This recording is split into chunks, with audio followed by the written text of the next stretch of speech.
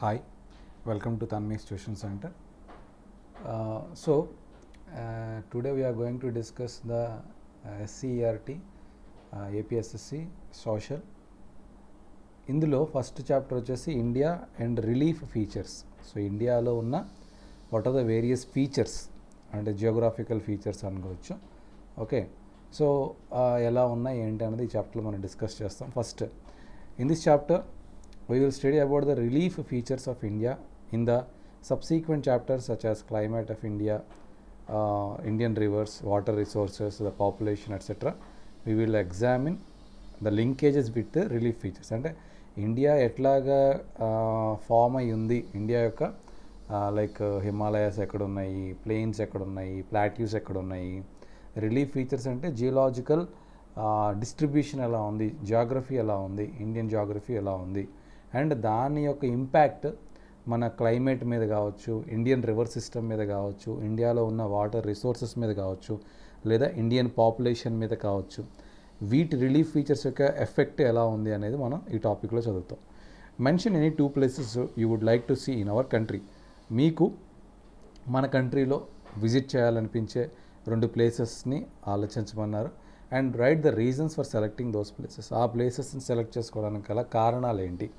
Okay, what are the relief features of Telangana are Andhra Pradesh and other regions that you have read about in the earlier classes. So previous క్లాసెస్లో కూడా మనకి relief features మీద కొంత basics అయితే చదివి ఉంటారు. So వాటి నుండి మీకు ఏం గుర్తొస్తున్నాయి, ఏమి మీకు ఇంకా క్యారీ ఫార్వర్డ్ చేసుకున్నారు, what are the relief features you get in your mind when you think about relief features. Okay, so explain with the help of a wall map or your atlas. So ఆ relief ఫీచర్స్ని చెప్పడానికి అంటే ఏమేమి మీరు observe చేశారనేది చెప్పడానికి with the help of ఒక map ద్వారా కానీ లేదా అట్లాస్ ద్వారా కానీ ఎక్స్ప్లెయిన్ చేయమన్నాడు. As you study further use the atlas, wall maps and raised relief maps available in your school. So ఇంకా బెటర్గా అర్థం చేసుకోవడానికి అట్లాస్ని కానీ మ్యాప్స్ని కానీ లేదా రేజ్డ్ రిలీఫ్ అంటే 3 డైమెన్షనల్ మ్యాప్స్ ఏమైనా ఉంటే వాటిని కూడా స్టడీ చేయమన్నారు. సో ఫస్ట్ ఆఫ్ ఆల్ అసలు ఇండియా ఎక్కడుంది? Look at the world map above and write a few lines about India location with reference to the place marked on this map. So ఇప్పుడు India ఎక్కడెక్కడ ఎల్లోలో కనిపిస్తుంది India. So ఇప్పుడు India నేను define చేయాలంటే first of all మీకు ఈ yellow spot ఎక్కడ కనిపిస్తుంది, వైలెట్ స్పాట్ లోపల అంటే ఐ థింక్ ఇండియా అనేది ఏషియాలో ఉందని అర్థం. దీన్ని బట్టి అంటే ఈ వరల్డ్ మ్యాప్ని అబ్జర్వ్ చేస్తుంటే మనకి అర్థమవుతున్న పాయింట్స్ ఏంటంటే సో ఇండియా అనేది ఏషియా లోపల ఉంది అండ్ ఈ చుట్టుపక్కలంతా కూడా ఇదంతా ఓషన్ ఉంది, లైక్ సీ కానీ ocean, Indian Ocean, Arabian Sea, Bay of Bengal. So ఇండియాలో ఆల్మోస్ట్ 3 సైడ్స్ మనకి వాటర్ కనిపిస్తుంది, ఒక సైడ్ మాత్రమే ల్యాండ్ కనిపిస్తుంది. ఓకే, ఇంకా మనం అబ్జర్వ్ చేస్తే ఇది 0 డిగ్రీ అంటే ఈక్వేటర్. ఈ లైన్ అంతా ఏంటి, this is equator. So equator మీద ఇండియా కంప్లీట్గా ఎక్కడుంది? సో ఈక్వేటర్ పైన అంటే అర్థం ఏంటి? సో ఇదంతా కూడా ఈ పోర్షన్ ఏదైతే ఉందో this portion, this one and this one, ఈ పోర్షన్ అంతా కూడా దీన్ని ఏమంటాం మనం? నార్థన్ హెమిస్ఫియర్ అంటాం. ఓకే, సో దీన్ని ఏమంటాం? దీని మొత్తాన్ని so this is northern hemisphere. ఈ పోర్షన్ అంతా కూడా నార్థన్ హెమిస్ఫియర్. సో ఇండియా కంప్లీట్గా ఎక్కడుంది? So northern hemisphere, this is northern hemisphere. So India కంప్లీట్గా నార్థన్ హెమిస్ఫియర్లో ఉంది, this is the northern hemisphere. So northern హెమిస్ఫియర్లో ఇండియా ఉంది. ఓకే, సో ఇలాగా మనకి ఈ వరల్డ్ మ్యాప్ చూస్తే మనకు అర్థమవుతుంది ఏంటి, ఇండియా నార్థన్ హెమిస్ఫియర్లో ఉంది, ఏషియా అనే ఒక కాంటినెంట్లో ఉంది అండ్ ఇండియా 3 sides వాటర్ కనిపిస్తుంది, 1 side ఏమో ల్యాండ్ కనిపిస్తుంది. Okay, now let us see what are the different points we observe here.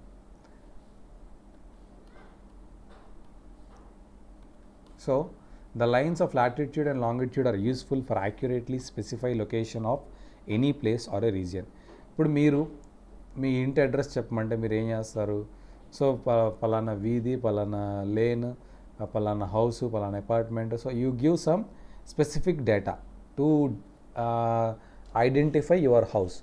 అలాగే ఒక కంట్రీని కానీ ఒక ప్లేస్ని కానీ ఒక రీజియన్ని కానీ ఐడెంటిఫై చేయడానికి మీకు అక్కడ లాటిట్యూడ్ లాంగిట్యూడ్ అని ఒక హెల్ప్ చేస్తాయి. లాటిట్యూడ్ లాంగిట్యూడ్ అనేవి మనకి హెల్ప్ చేస్తాయి. సో ఇప్పుడు మీరు ఈ మ్యాప్లో చూస్తే సో ఇప్పుడు ఫర్ ఎగ్జాంపుల్ నేను ఇండియాని చెప్పాలి అనుకుంటే, సో ఇప్పుడు చూస్తే ఇది 15 డిగ్రీ నార్త్, ఇలా ఇక్కడి నుంచి ఇలా వెళ్తే సో ఇక్కడ ఒక నెంబర్ వస్తుంది. ఫర్ ఎగ్జాంపుల్ 8 డిగ్రీ నార్త్ అనుకుందాం. ఇది 15 0 కాబట్టి ఇది 8 డిగ్రీ అనుకుందాం.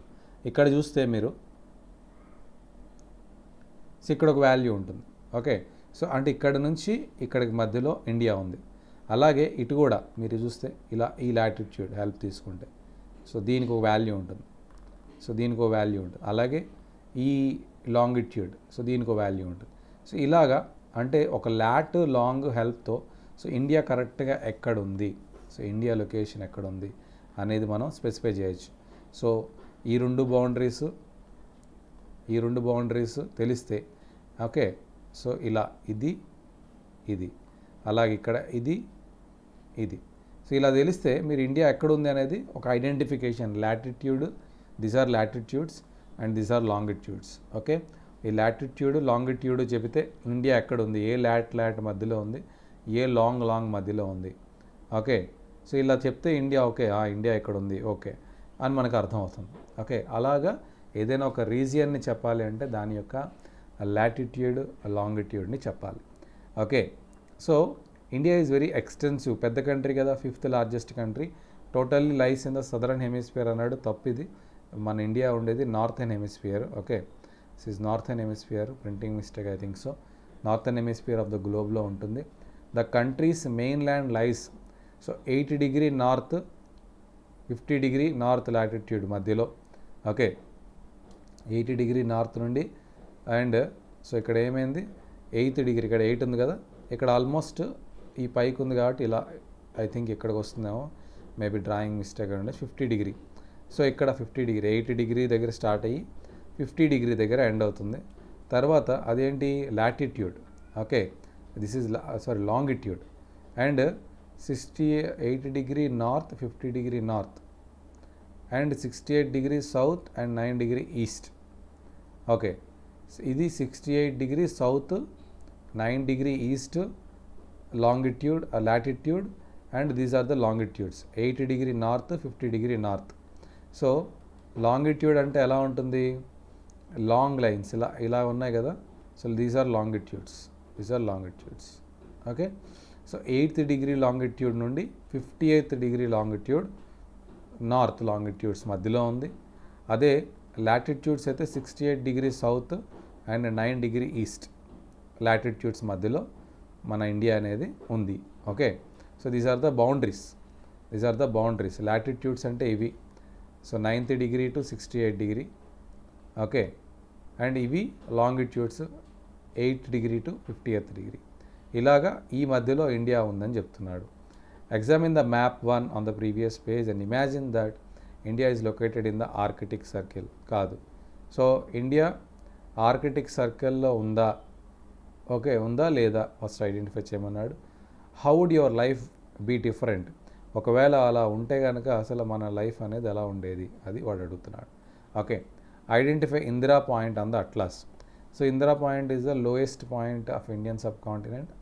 ఓకే, సో ఇందిరా పాయింట్ ఎక్కడుందనేది మీరు ఐడెంటిఫై చేయండి and using the scale of your given atlas.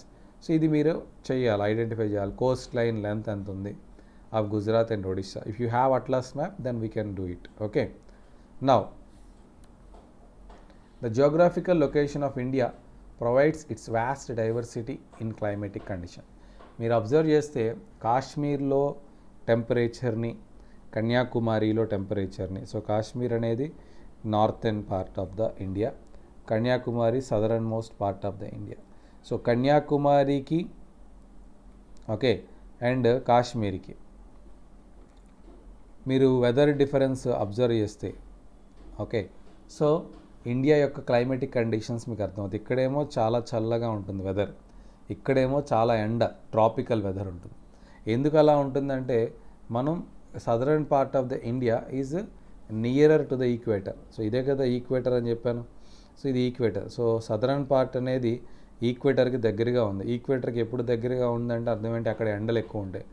ఈ పార్ట్ ఏమైంది, ఈక్వేటర్కి చాలా దూరంగా ఉంది కాబట్టి ఈ పార్ట్ వచ్చేసి కొంచెం కూల్గా ఉంటుంది, ఈక్వేటర్కి దూరంగా ఉంది కాబట్టి. అలాగే ఇండియాలో కూడా సో వెదర్ కండిషన్ అనేది, క్లైమేటిక్ కండిషన్ అనేది చాలా వేరీ అవుతూ ఉంటుంది అనమాట. This had led to variety of vegetation and life forms along with advantages for growing many kind of crops.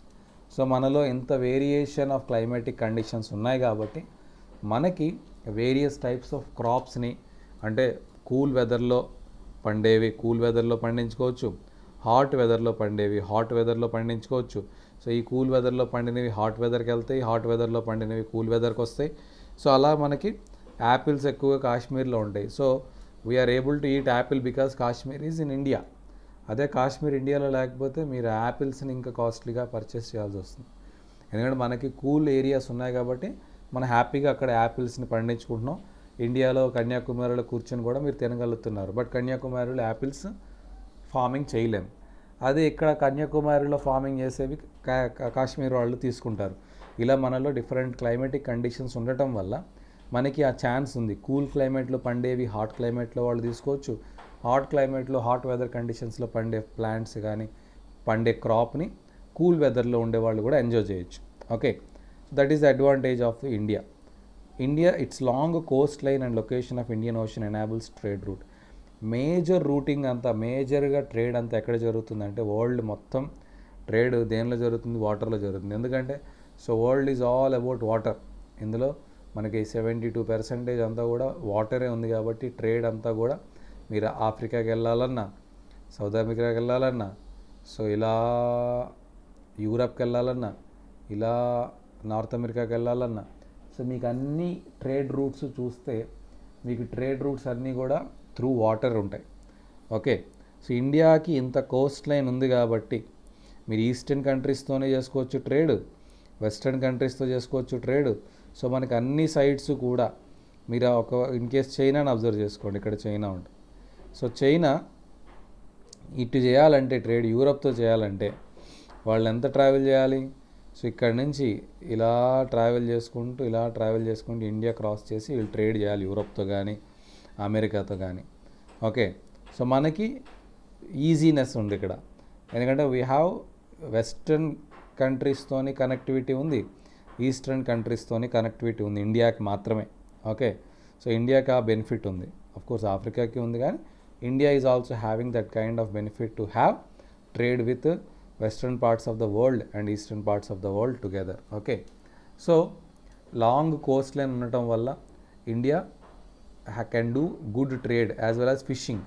So fishing కూడా చేసుకోవచ్చు. మనకి 3 sides ఓషన్స్ ఉండటం వల్ల, సీ ఉండటం వల్ల మనం ఫిషింగ్ యాక్టివిటీని కూడా హ్యాపీగా చేసుకోవచ్చు. In class 9th you have read about latitudes and longitudes and the question of time and travel. Okay, so మీరు ఇవన్నీ 9th క్లాస్లో నేర్చుకున్నారు. లాటిట్యూడ్ని ఎలా అబ్జర్వ్ చేయాలి, లాంగిట్యూడ్ని ఎలా అబ్జర్వ్ చేయాలి, వాటి యొక్క ఇంపార్టెన్స్ ఏంటి, వాటి యొక్క టైంతో అవి ఎలా వేరీ అవుతాయి. Okay, from atlas examine the Indian longitudinal extension for India a central longitude అంటే 82 degrees 30 minutes ఈస్ట్. ఇది మన reference longitude with which we calculate our time. So ఇప్పుడు జనరల్గా వరల్డ్ వైడ్ టైం అనేది మీరు ఒక లాంగిట్యూడ్ నుంచి ఇంకో లాంగిట్యూడ్కి వెళ్ళగానే టైం వేరీ అవుతుంది. సో ఇక్కడ ఉన్నారు. సో గ్రీన్విచ్ లాంగిట్యూడ్ అంటారు దీన్ని. 0 degree longitude is called Greenwich longitude. ఇక్కడ మీరు ఉన్నప్పుడు టైము కరెక్ట్గా వితౌట్ ఎనీ ఎర్రర్ మీరు క్యాలిక్యులేట్ చేస్తారు. మీరు ఇటు వెళ్ళే కొద్దీ టైం మారుతుంది, ఇటు వెళ్ళే కొద్దీ టైం మారుతుంది. ఇది 9th క్లాస్లో మీరు నేర్చుకున్నారు. టైం అనేది ఎలా వేరీ అవుతుంది when you are moving across the longitudes. Okay, నా ఇప్పుడు లాంగిట్యూడ్స్ బట్టి టైం వేరీ అవుతుంది. ఇండియాలో మీరు అబ్జర్వ్ చేస్తే ఇక్కడ మీకు ఎక్కడన్నాడు?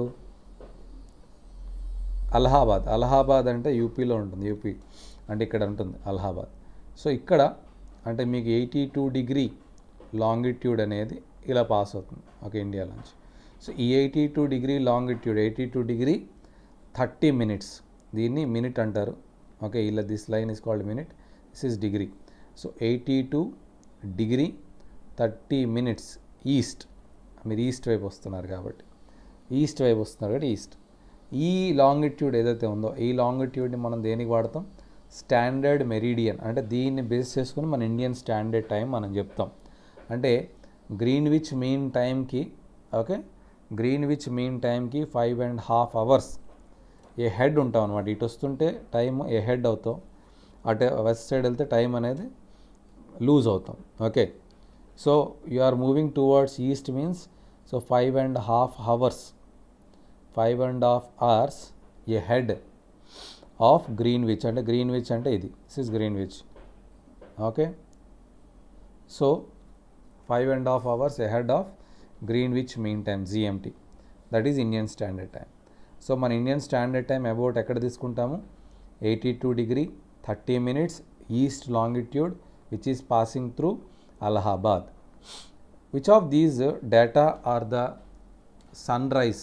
ఓకే, మన ఇండియాలో అబ్జర్వ్ చేస్తే మీరు ఫస్ట్ సన్ రైజ్ వచ్చే లొకేషన్ ఓకే ఇటువైపు ఉంటుంది, ఇటు ఈస్ట్ వైపు ఉంటుంది.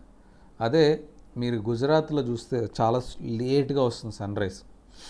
ఓకే, చాలా లేట్గా వస్తుంది సన్ రైజ్, అలాగే లేట్గా ఉంటుంది sunset. Which of these data are sunrise and sunset time for Ahmedabad and Imphal? Ahmedabad ఎక్కడుంది? ఇక్కడ ఉంటుంది అహ్మదాబాద్, అంటే వెస్ట్ వైపు ఉంది. Sun rises in the east కదా, ఇది ఈస్ట్, ఈ డైరెక్షన్ ఈస్ట్. ఇంపాల్ ఎక్కడుంది? ఇక్కడ ఉంది, అస్సాం. సో ఇప్పుడు ఇంపాల్కి సన్ ఫస్ట్ కనిపిస్తాడు. ఓకే, అలాగే సన్ ఫస్ట్ సెట్ అవుతాడు. సన్ రైజు ఫస్ట్ అవుతుంది, సన్ సెట్ కూడా ఫస్ట్ అవుతుంది. ఇంపాల్ ఇక్కడ ఉన్నాడు కాబట్టి, వాడు ఈస్ట్ వైపు ఉన్నాడు కాబట్టి. ఈ వెస్ట్ వైపు ఉన్నవాడికి సన్ రైజు లేటే, సన్ సెట్ కూడా లేటే, అంతే కదా. కాబట్టి ఇక్కడ మీరు అబ్జర్వ్ చేస్తే టైము సన్ రైజ్ ఇది ఎర్లీగా ఉంది, సన్సెట్ కూడా ఎర్లీ ఉంది. అంటే early sunrise early sunset ఎక్కడొస్తుంది? ఇంపాల్కి వస్తుంది. ఓకే, అదే late sunrise late sunset చూసారా 7:30 దాకా కనిపించదు మీకు గుజరాత్లో సన్ రైజ్. సన్సెట్ ఏమో 6 o'clock దాకా జరుగుతూనే ఉంటుంది. ఇది ఎక్కడ? అహ్మదాబాద్. ఓకే, ఎందుకంటే ఇది వెస్ట్ కోస్ట్లో ఉంది, ఇది ఎక్కడ ఉంది? ఈస్ట్ కోస్ట్లో ఉంది. అది తేడా. ఈస్ట్ కోస్ట్ వాళ్ళకి సన్ ఫస్ట్ కనిపిస్తాడు, సన్ ఫస్టే సెట్ అయిపోతాడు.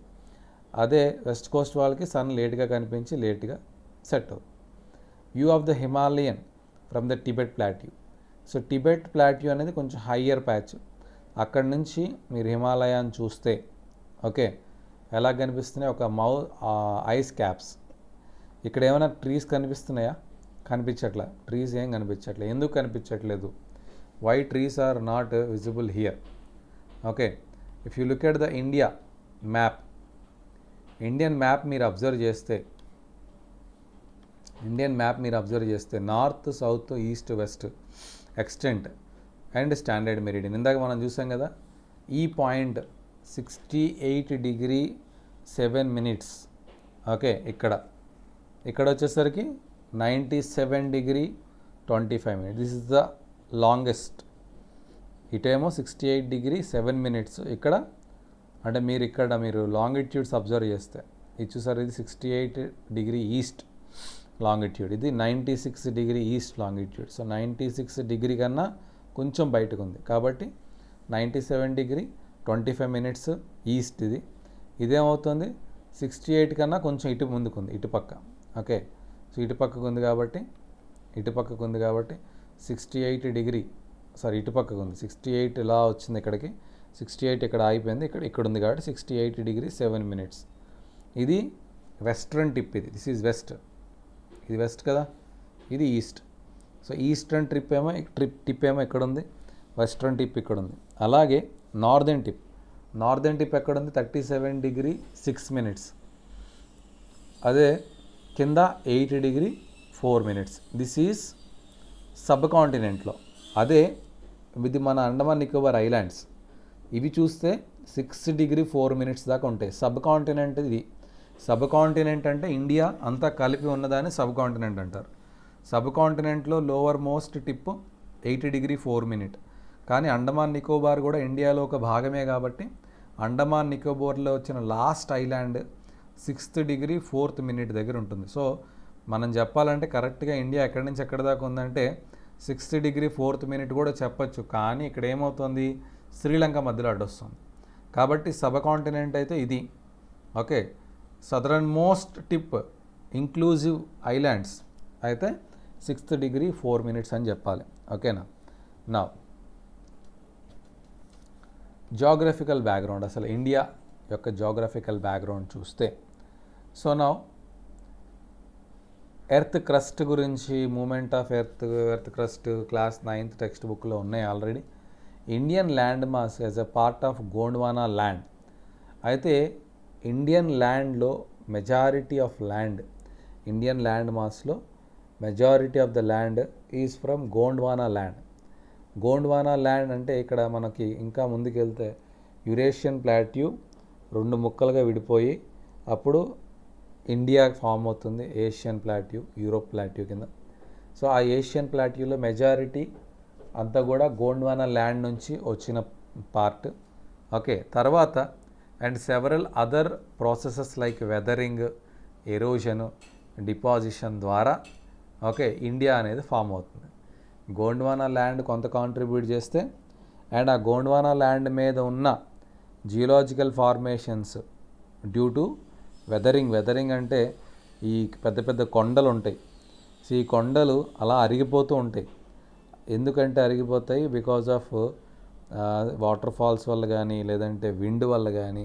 అంటే ఒకరోజు 2 రోజులు కాదు, కొన్ని మిలియన్ ఆఫ్ ఇయర్స్ ఈ ఫినామినా జరుగుతూ ఉంటే కొండ అనేది అరుగుతూ ఎరోడ్ అయ్యి ఒక ప్లెయిన్ లాగా లేకపోతే ఒక ప్లాట్యూ లాగా ఈ కొండ అనేది అరిగిపోతుంది. లేదా ఎరోజన్ వల్ల కానీ, లేదా ఇంకేదైనా వస్తువు డిపాజిట్ అవ్వటం వల్ల ఈ నేల మీద అలా ఒక ప్లాట్యూ అనేది ఫామ్ అవుతుంది. ఓకే, అవే ఇవాల్టి రోజున ఏవైతే కొన్ని సంవత్సరాలు మిలియన్ ఇయర్స్గా జరుగుతున్న ఫినామినల్ చేంజెస్ ఏవైతే ఉన్నాయో వాటినే మనం రిలీఫ్ ఫ్యూచర్స్ కింద మనం చూస్తున్నాం. ఐదర్ ఏదైనా ఒక కొండ అరిగి, ఓకే ఇప్పుడు జియోలాజికల్ సైకిల్ అని ఉంటుంది. అంటే ఏంటి? ఇదొక కొండ ఉంది, ఈ కొండ ఏమైంది కాలక్రమేణా అంటే విత్ టైమ్ అరిగి ఒక డిపాజిషన్ స్టార్ట్ చేసింది. సో ఇది ఒక ప్లెయిన్ ఏరియా అవుతుంది, లేదా ఒక ప్లాట్యూ అవుతుంది. ఇలా ఈ డిపాజిషన్ అనేది కంటిన్యూస్గా జరిగి మళ్ళీ ఇక్కడ ఏమవుతుంది? ఇంకో హిల్ ఫామ్ అయిపోతుంది. ఇప్పుడు ఏమైంది? ఆల్రెడీ ఉన్న హిల్లే మళ్ళీ ఏమైంది? ఎరోడ్ అయ్యి, అంటే వెదరింగ్ అయ్యి, ఎరోజన్ కానీ వెదరింగ్ కానీ అయ్యి ఒక ప్లెయిన్ ఏరియా కానీ ఒక ప్లాట్యూ కానీ ఫామ్ అయ్యింది. మళ్ళీ ఈ ప్లాట్యూలో కొంత పోర్షన్ మళ్ళీ డిపాజిషన్స్ జరిగి మళ్ళీ ఒక మౌంటైన్ ఫామ్ అవుతుంది. దీన్నే మనం ఏమంటామంటే జియోలాజికల్ సైకిల్ అంటారు. ఓకే, ఏదైతే ఇది జరుగుతుంది మీకు ఏదైతే కనిపిస్తుందో, so this was the origin and this is what you are seeing it today in the form of a plateau, in the form of a hill.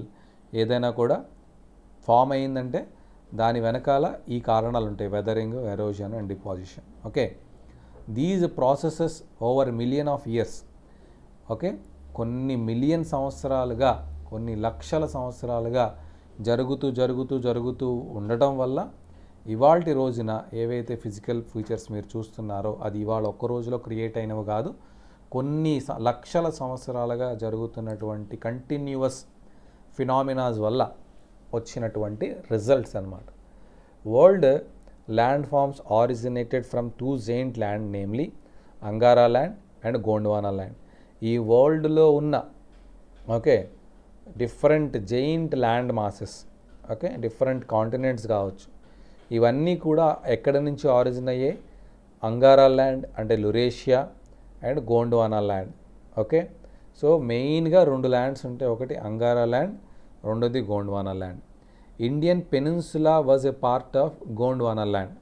So India యొక్క peninsula part ఏదైతే అనుకుంటున్నామో, మన పెనిన్సులా పార్ట్ అంటే ఇదంతా, this is called Indian peninsula part.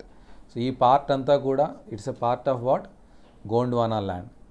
Okay, over 200 million years ago Gondwana land split into pieces and the peninsular Indian plate moved towards northeast and collided into a much larger Eurasian plate, that is much larger collided into a much larger Eurasian plate of Angara land. అంటే ఇప్పుడు ఏమైంది? ఇలాగా ఒక Angara land ఉంది, this is Angara land అనుకోండి. Okay, ఇవన్నీ ఏంటంటే water మీద ఉంటాయి. అప్పట్లో వాటరే ఉండేది, ఎర్త్ మొత్తం ఉన్నది వాటరే. ఆ వాటర్లో చిన్న చిన్న పార్టికల్స్ అన్నీ మిలియన్ ఆఫ్ ఇయర్స్ ఈ డిపాజిషన్స్, ఎరోజన్స్ జరగటం వల్ల ఇలా ఒక అంగారా ల్యాండ్ అని ఒకటి, గోండ్వానా ల్యాండ్ అని ఇంకోటి, ఓకే ఇంకోటి ఏంటి? గోండ్వానా ల్యాండ్. ఇలా ఉన్నాయి. ఇవి ఈ గోండ్వానా ల్యాండ్లో ఒక చిన్న మొక్క విరిగిపోయి ఇది వెళ్ళి ఏమైంది అంగారా ల్యాండ్కి అటాచ్ అయింది.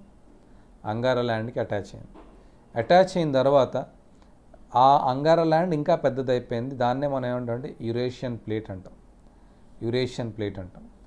Owing to the collision and immense compression force, mountains evolved through folding process over million years. ఇక్కడ యాక్చువల్గా ఈ అంగారా ల్యాండ్, ఈ పెనిన్సులర్ ల్యాండ్ అంటే ఏమైంది, ఇప్పుడు హిమాలయాస్ ఎలా ఫామ్ అయ్యాయో చూస్తున్నాం మనం. ఇప్పుడు ఈ పెనిన్సులర్ పోర్షన్ ఉంది కదా, ఈ పెనిన్సులర్ పోర్షన్ వచ్చి ఏం చేశారు, అంగారా ల్యాండ్ ఇది అనుకోండి. ఫర్ ఎగ్జాంపుల్ ఇది అంగారా ల్యాండ్ అనుకోండి, ఇదంతా అంగారా ల్యాండ్ అనుకోండి, ఇదంతా పెనిన్సులర్ ల్యాండ్ అనుకోండి. ఓకే, ఇదంతా పెనిన్సులర్ ల్యాండ్. ఈ పెనిన్సులర్ ల్యాండ్ ఈ అంగారా ల్యాండ్ని హిట్ చేసినప్పుడు, ఓకే, ఈ మధ్యలో ఏదైతే ఉందో ఈ మధ్యలో మీకు ఏమైంది, సో ఈ మధ్యలో మీకు తీతీస్ సీ, ఇక్కడ ఈ పోర్షన్లో ఈ కొలిజన్కి ముందు ఇక్కడ తీతీస్ సీ అనే ఒక సీ ఉండేది. ఓకే, సో ఈ కొలిజన్ జరిగినప్పుడు ఇప్పుడు ఏమైంది, కొలిజన్ అంటే ఏంటి, ఒక ల్యాండ్ మాస్ వచ్చి ఇంకో ల్యాండ్ మాస్ని హిట్ చేసింది. సో హిట్ చేసినప్పుడు ఏమైందంటే, సో ఒకదాని మీద ఒకటి ఎక్కుతాయి కదా, కొలిజన్ జరిగాయంటే అర్థం ఏంటి, ఒక ల్యాండ్ మాస్ మీద ఇంకో ల్యాండ్ మాస్ అనేవి స్లైడ్ అవుతాయి. సో ఇప్పుడు ఏమైంది, ఇది ఇలాగా దీని మీదకి వచ్చేటప్పుడు ఇది ఫోల్డ్ అవుతుంది. ఇప్పుడు ఒక లైన్ ఇలా వచ్చింది, ఓకే, ఇంకో లైన్ ఇలా వచ్చింది, ఇంకొక లైన్ అంటే ఒక ల్యాండ్ మాస్ ఇలా వచ్చింది, ఒక ల్యాండ్ మాస్. ఈ రెండు గుద్దుకున్న తర్వాత ఇది ఇలా ఫోల్డ్ అవుతుంది. ఓకే, సో ఇది కూడా ఇలా ఫోల్డ్ అవుతుంది కదా, ఇద్దరు కొట్టుకున్న తర్వాత సో రెండు ఫోల్డ్ అవుతాయి. ఫోల్డ్ అయినప్పుడు ఈ రెండు రైజ్ అవుతాయి పైకి, ఈ రెండు కూడా ఇలా పైకి రైజ్ అవుతాయి, ఫోల్డ్ అయ్యాయి కదా. సో ఇలా ఫోల్డ్ అయ్యి ఇలా రైజ్ అయ్యాయి. సో ఇప్పుడు హిమాలయాస్ అని మనం ఏవైతే అంటున్నామో వాటిని ఫోల్డెడ్ మౌంటైన్స్ అంటాం కదా. హిమాలయాస్ని ఏమంటాం మనం, ఫోల్డెడ్. ఎందుకు ఫోల్డెడ్ మౌంటైన్స్ అంటామంటే, ఇలా ఒక గోండ్వానా ల్యాండ్, ఇటు నుంచి ఉన్న అంగారా ల్యాండ్ రెండు కూడా గుద్దుకుని ఫోల్డ్ అవుతాయి. ఇలా మీరు నమస్కారం పెట్టాడు ఎలాగా, మీ రెండు హ్యాండ్స్ని స్ట్రైట్గా దండి, మీది ఒక హ్యాండ్ ఇలా అనుకోండి, ఇంకో హ్యాండ్ ఇలా తీసుకురండి. ఈ రెండు హ్యాండ్స్ బాగా కంప్రెస్ చేసినప్పుడు ఏమవుతాయి, ఈ రెండు హ్యాండ్స్ కూడా ఒక నమస్కారం షేప్లో ఇలా ఫోల్డ్ అవుతాయి, అంతేనా. సో ఇలా ఫోల్డ్ అయితే వాటిని అంటే హిమాలయ ఒక హైట్ క్రియేట్ అయింది కదా, ఆ మౌంటైన్స్ని హిమాలయాస్ అంటాం, ఫోల్డెడ్ మౌంటైన్స్ అంటాం. ఈ వాటర్ ఏదైతే ఉందో, ఈ ల్యాండ్ మీద ఉన్న వాటర్ కాస్త ఏమైంది, ఇలా ఫోల్డ్ అయినప్పుడు పైకి వెళ్ళిపోయి, ఇలా ఈ వాటర్ అంతా కూడా ఇలా పైకి వెళ్ళిపోయింది.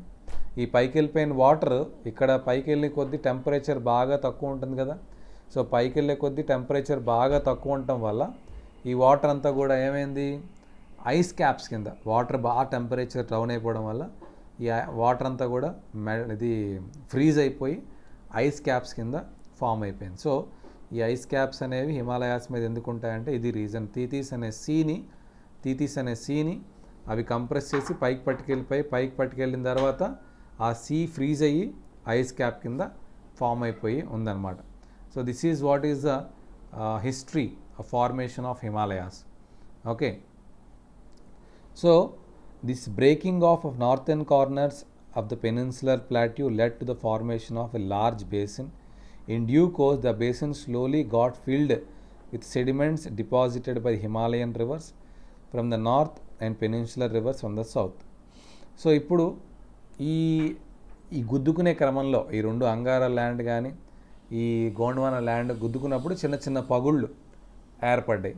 ఆ పగుళ్ళు ఏవైతే ఉన్నాయో, the breaking of from the northern corners of peninsular ప్లాట్యూకి నార్త్ కార్నర్ అవుతుంది.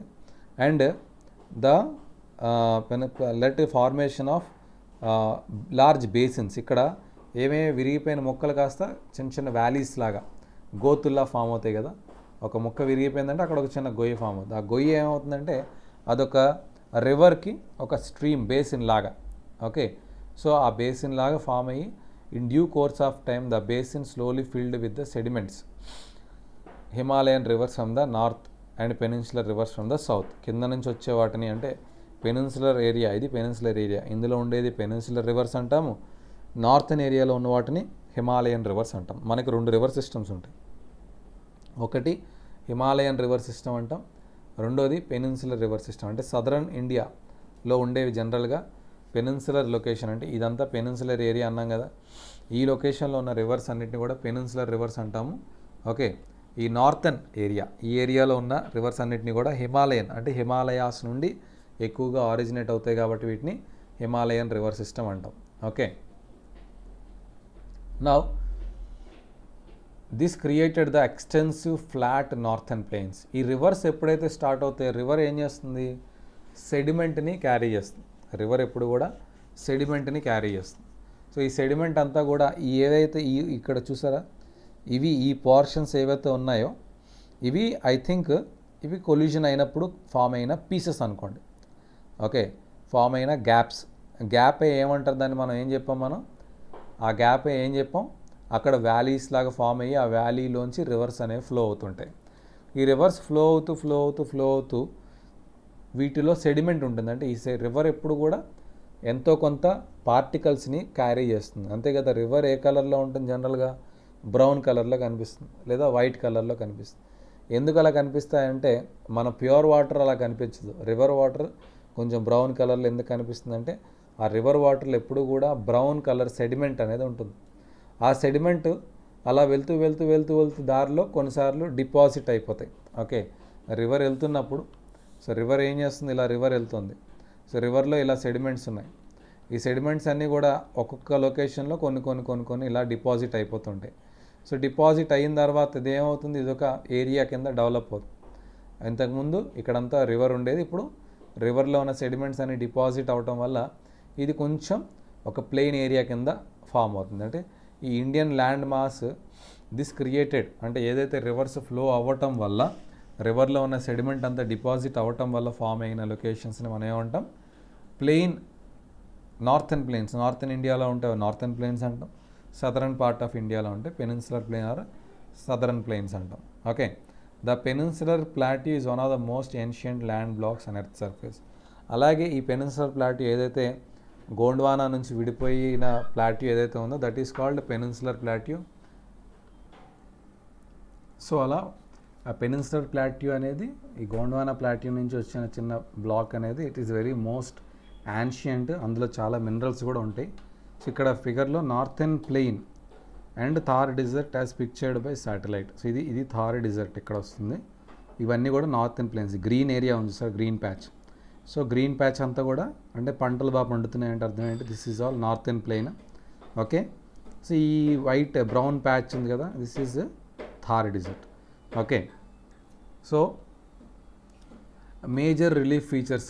So we will discuss this major relief Himalayas, Indo-Gangetic Plain, Peninsular Plateau, coastal plains, desert islands. So we will discuss this in the next class. Okay, thank you.